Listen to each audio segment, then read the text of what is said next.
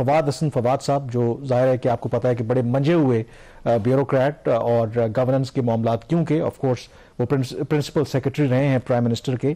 تو انہوں نے جو انکشاف کیا ہے کہ آئی ایم ایف نے اسٹیٹ بینک کے لیے اس لیے اٹانومی لی تھی تاکہ وہ ڈائریکٹ ایکسس کر سکیں اس معلومات کا یا ان معلومات کا جو ماضی میں پاکستان کی حکومتیں ریلکٹنٹ رہی ہیں آئی ایم ایف کے ساتھ شیئر کرنے میں۔ اب میرا اس کے اندر یہ سوال ہے کہ اٹانومی ہوتی اور کیا ہے؟ اگر ہم کوئی انفارمیشن آئی ایم ایف سے چھپا رہے تھے تو اس کا مطلب ہے دال میں کچھ کالا تھا، اور اسی چیز کو وہ ختم کرنے کے لیے انہوں نے اسٹیٹ بینک آف پاکستان کی خود مختاری لی تھی۔ تو اس میں خبر کیا ہے یا انکشاف کیا ہے، پرابلم کیا ہے؟ ایسا نہیں ہوتا، کوئی بھی جو ملک ہے وہ اپنی ہر چیز کھول کے دنیا کے سامنے نہیں رکھ دیتا۔ یہ پاکستان یہ ایک اسٹرینج کنٹری ہے، یہاں پہ آپ کا ایک ایگزامپل، بہت چھوٹی سی مائکرو ایگزامپل ہے، جو ہمارا ڈیٹ آفس ہے، پبلک ڈیٹ مینجمنٹ آفس جو وزارت خزانہ کے اندر کام کرتا ہے، اس کے جو کنسلٹنٹس ہیں اس کی تنخواہیں حکومت پاکستان نہیں دے رہی، اس کی جو سیلریز ہیں وہ اے ڈی بی سے آ رہی ہیں، ایشین ڈیولپمنٹ بینک سے۔ یہ جس ایک ایگزامپل ہے، یہ آپ کے نظام کو جکڑا جاتا ہے۔ اور اسٹیٹ بینک آف پاکستان کا مطلب یہ نہیں ہے کہ اگر آپ آئی ایم ایف کے پروگرام کی بھی مطلب یہ نہیں کہ ہر چیز وہ دونوں ایک دوسرے کے ساتھ ایکسچینج کرتے رہیں، اور حکومت پاکستان جس کا وہ بینک ہے، جو سینٹرل بینک ہوتا ہے، وہ بینک آف دا گورنمنٹ ہوتا ہے، تو اس کو پتہ نہ ہو کہ وہ نظام کیسے چل رہا ہے۔ اور جیسا آپ نے کہا، فواد صاحب جو ہیں بڑے ایک سینئر بیوروکریٹ رہے ہیں، اب وہ ایز اے منسٹر بھی ان کی جو پوزیشن ہے in the federal cabinet, although privatization ministry itself کوئی بہت بڑا ایک پورٹ فولیو نہیں ہے، لیکن فواد صاحب کی وجہ سے ان کی کیبنٹ میں پوزیشن بہت اسٹرانگ ہے، فواد صاحب کی وجہ سے ان کی ایس آئی ایف سی میں پوزیشن بہت اسٹرانگ ہے، اور کہا یہ جاتا ہے کہ فواد صاحب جو ہے اسٹیبلشمنٹ کے بھی کافی قریب ہیں آج کل۔ تو اس سارے اگر بیک گراؤنڈ میں اگر دیکھا جائے جو ان کی اسٹیٹمنٹ ہے اس کی اپنی اہمیت ہے۔ لیکن کامران، اس ہفتے 3 بڑے واقعات ہوئے ہیں جسے پاکستان کا جو مالیاتی نظام ہے، پاکستان کا جو معاشی نظام ہے، اس کی اہمیت جو ہے، اور اس کی فریڈم، آٹونومی، کچھ بھی آپ اس کا نام دے دیں، اس کے اوپر بہت سنجیدہ سوالات کھڑے ہوئے ہیں۔ ایک تو واقعہ فواد صاحب والا ہے، ان کی جو statement I I M F کے، جو اس نے آٹونومی دلوائی اسٹیٹ بینک کو، پھر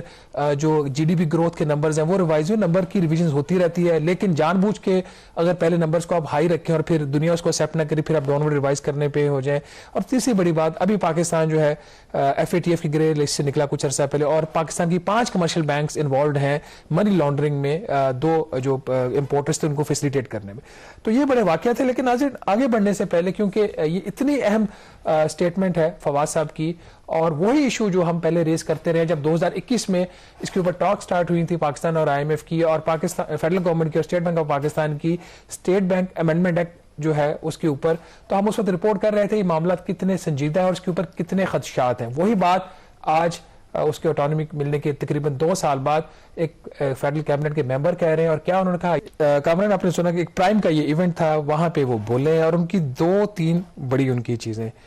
یہ جو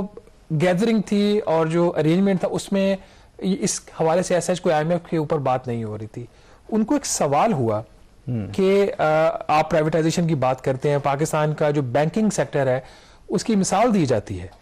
کہ جی آپ کہتے ہیں سکسیسفل اس کی پرائیویٹائزیشن ہوئی ہے، تو ایک بڑے نون اکانومسٹ ہیں جاوید حسن، انہوں نے یہ سوال پوچھا کہ وہاں پہ بھی تو کارٹلائزیشن ہے، تو اس کے جواب میں پھر فواد نے یہ باتیں کہیں جو ابھی آپ نے ان کا کلپ سنا، جس میں وہ بتا رہے تھے کہ جی باوجود پرائیویٹائزیشن کے، کہ جی کوئی ریگولیٹری فریم ورک نہیں بنایا گیا بینکوں کے لیے، جو بنا بھی اسے کہتے ہیں نہ تو ان کی جو کارٹلائزیشن ہے وہ ٹوٹی، نہ ان کی جو رینٹ سیکنگ بیہیویئرز ہیں اس کے لیے وہ فریم ورک بنا، اور نہ ہی ان کا جو فریم ورک تھا وہ جو پروفٹ کو چیک کرنے کے لیے بنا۔ بٹ امپورٹنٹ اس کے اندر جو ان کا پوائنٹ تھا، ان کا جتنا بھی فریم ورک آج بنا وہ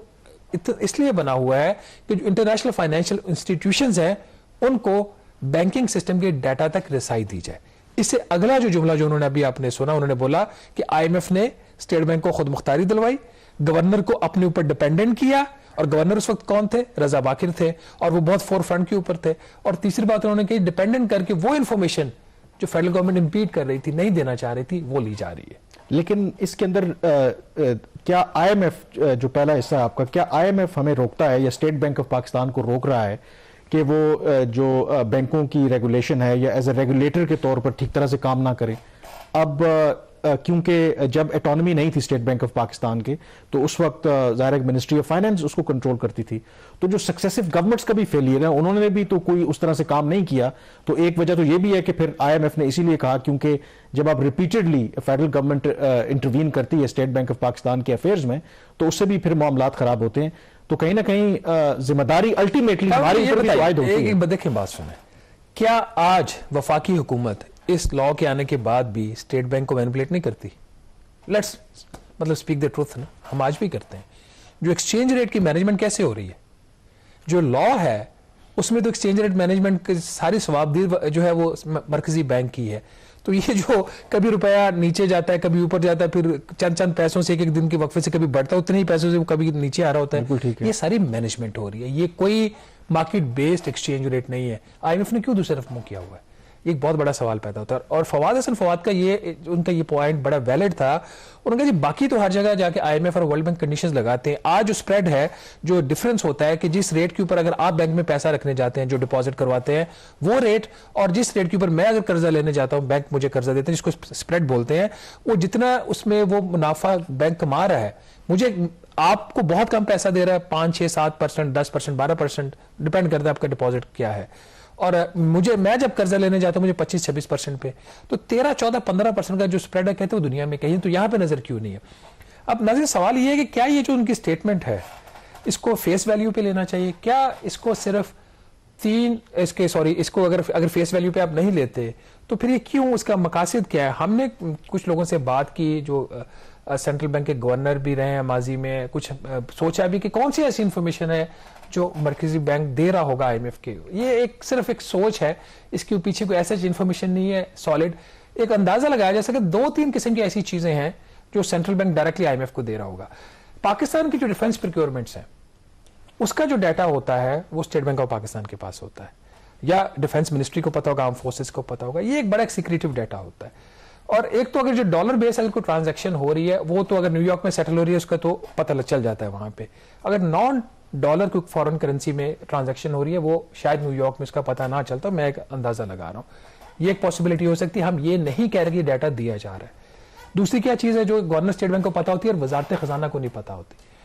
ایکسچینج ریٹ کی جو مینجمنٹ ہے. ایک تو جنرل مینجمنٹ آپ دیکھ رہے, اس کی ویلیو کیا ہوگی, اس کا ریٹ کیا ہوگا, وہ کدھر کس ڈائریکشن میں جائے گا کس میں نہیں جائے گا, یہ گورنر کو پتا ہوتا ہے. اور گورنر کے ساتھ ایک اور شخص ہوتے ہیں جن کو پتا ہوتا ہے. یہ سم ہو اگر انڈیپینڈنٹلی اگر اسٹیٹ بینک کام کر رہا ہو, انٹرونشن نہ ہو رہی ہو, تو یہ وزیر خزانہ کو بھی نہیں پتا ہوتا. پھر اسٹیٹ بینک آف پاکستان جو ہے مارکیٹ سے کتنا ڈالر خرید رہا ہے, کتنا بیچ رہا ہے, یہ day to day direct information جاتی ہے مختلف اسٹیک ہولڈرز کو. ہو سکتا ہے یہ انفارمیشن فائنانس منسٹری میں نہ آتی ہو اس طریقے جس طریقے سے یہ پہلے آتی تھی. ایک اور پاسبلٹی اس کے اندر یہ بھی ہو سکتی ہے کہ جو انٹریکشن ہے, جو ڈائلاگ ہوتا ہے between the state bank of Pakistan اور آئی ایم ایف, پہلے اس میں وزارت خزانہ کا رول ہوتا تھا, اب نہیں ہوتا. اب یہ وہ کامران ایک ازمپشنز ہیں جس کے اوپر کہا جا سکتا ہے کہ یہ ایک پاسبلٹی ہو سکتی ہے. اب کیا چیز ہے جو آپ کا بھی سوال تھا, کیا چیز دی جا رہی تھی پہلے اب نہیں دی جا رہی, یا پہلے نہیں دیتے تھے اب وہ دینا شروع ہو گئے ہیں, تو یہ اب اس کے بارے میں اسٹیٹ بینک ایکسپلین کر سکتا ہے. ایک چیز میں ایڈ کرنا چاہوں گا. دیکھیں جب آپ ٹھیک ہے کسی بھی ادارے کو اٹانومی از امپورٹنٹ, لیکن ظاہر ہے کہ اس کی بھی کوئی ریڈ لائنز ہیں, کوئی تھریش ہولڈز ہوتے ہیں. اس میں پھر آئی تھنک امپورٹنٹ جو فیکٹر ہے آئی بلیو وہ یہ ہو سکتا ہے کہ جو چوائس آف دی گورنر ہے وہ کیا ہے. مثلا آپ نے ذکر کیا اور کوشش بھی کی کہ رضا باقر سے ان کا پرسپیکٹو لیں, آپ کو رسپانس نہیں ملا. تو کیا وہ جو الیجڈلی جو بھی انفارمیشن پاس آن ہوتی رہی آئی ایم ایف کو, کیا وہ رضا باقر کے دور میں ہوتی رہی؟ کیونکہ جو موجودہ اسٹیٹ بینک کے گورنر ہیں, if I am not wrong, اس کو تو پی ڈی ایم کی گورنمنٹ نے اپوائنٹ کیا. کیا وہ سلسلہ مطلب آج بھی جاری ہے؟ اور سیکنڈلی کیا اٹانومی کا مطلب یہ ہے کہ ہمارا آئی ایم ایف کے ساتھ کوئی ان رائٹنگ میں ارینجمنٹ ہے اسٹیٹ بینک آف پاکستان کا کہ جی وہ ہر صورت میں جو انفارمیشن ان کو دینی ہے, یا جو انڈیویجول وہاں پہ بیٹھا ہوا ہے یہ اس کا پریروگیٹو ہے کہ وہ انفارمیشن شیئر کرتا ہے؟ کچھ تو ہوتی ہیں پروگرام کی ریکوائرمنٹس, وہ چیزیں طے ہو جاتی ہیں. جو ایم ای ایف پی جو memorandum for economic and financial policies ہوتا ہے اس کے ساتھ ایک انیکسچر لگا ہوتا ہے جس میں آپ وزارت خزانہ نے کیا دینا, ایف بی آر نے, پاور منسٹری نے کیا دینا, اسٹیٹ بینک آف پاکستان نے کیا دینا, وہ چیزیں پبلکلی ڈسکلوزڈ ہوتی ہیں. آپ بھی ابھی ویب سائٹ پہ جائیں, ایم ای ایف پی کا ڈاکومنٹ کھولے, آپ کو نظر آ جائیں گے. لیکن یہ کہانی اتنی سادہ نہیں ہوتی, اس کے پیچھے بھی بہت ساری چیزیں ہوتی ہیں. جو فواد صاحب کی یہ اسٹیٹ بینک, فواد صاحب ہی اس کو ایکسپلین کر سکتے ہیں, یا گورنر اسٹیٹ بینک جو فارمر ہے رضا باقر وہ بتائیں, یا موجودہ گورنر بتائیں کہ کون سی ایسی چیزیں ہیں جس کی طرف فواد صاحب نے اشارہ کیا ہے. بہت ساری ایسی چیزیں ہوتی ہیں جو فواد نے خود بھی بولا کہ ان کو ایکسیس ٹو بینکنگ ڈیٹا چاہیے تھا، وہ انہوں نے لے لیا ہے. ان کا یہ کنسرن ہے یہ کتنے یہ اس کا وہ فائنینشیل سیکٹر کی اسٹرینتھ کیا ہے. فار ایگزامپل ایک اور ایگزامپل اگر آپ لے لیں، 2 پاکستان کی بینکس ہیں جو کہ انڈر کیپٹلائز ہیں، جتنی ان کے پاس کیپٹل سرمایہ ہونا چاہیے بینک چلانے کے لیے ان کے پاس نہیں ہے. 2-3 سال سے وہ جو چیز ہے وہ آئی ایم ایف کے پروگرام میں آتی ہے کہ اس کو ہم کیپٹلائز کریں گے، اس کا سرمایہ جو اسٹیک ہولڈرز ارینج کریں، آج تک تو نہیں ہوا. اس کے اوپر تو میں نے اس کو کبھی کوئی ہارش سٹیپ نہیں لیتے دیکھا، نہ اسٹیٹ بینک کو نہ آئی ایم ایف کو، سوائے ایک جو کے ایس بی بینک انہوں نے مرج کیا تھا اس کی بھی وجوہات ذاتی تھیں. لیٹ می سے دس، وہ جو بینک مرج انہوں نے کیا تھا، ٹیک اوور کر لیا تھا کے ایس بی بینک انہوں نے بینک اسلامی میں مرج کر دیا تھا،